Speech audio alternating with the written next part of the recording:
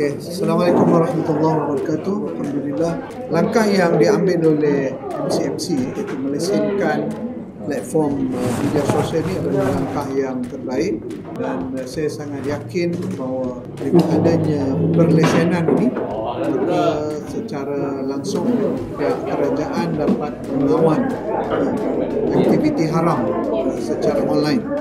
Aktiviti haram ni kita dah banyak macam-macam aktiviti haram.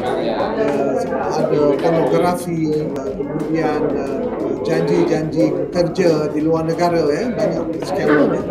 Kemudian itu juga dengan pelaburan secara online, yang saya lihat sangat berbahaya kepada ekonomi rakyat dan juga kepada kemampuan rakyat kita.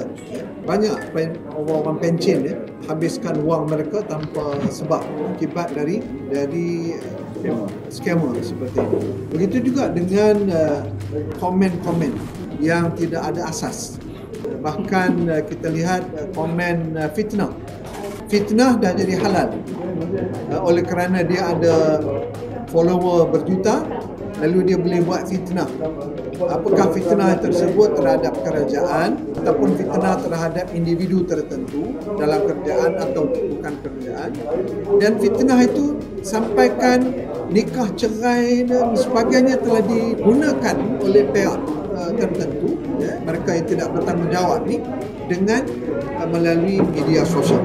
Jadi saya menyokong sekali tindakan yang diambil oleh MCMC, dan saya yakin ianya sangat memberi kesan kepada kita secara positif. Bagaimana kebebasan media berpengaruh macam Pak Muhadib kata jejak terbiasa? Okey. Bahkan kami rasa lebih selamat, lebih secure dan lebih bertanggungjawab. Saya rasa bukan sahaja tanggungjawab ke atas individu pengaruh, tapi kepada semua rakyat Malaysia supaya membuat komen, memberi pandangan dan idea dengan bertanggungjawab. Okey.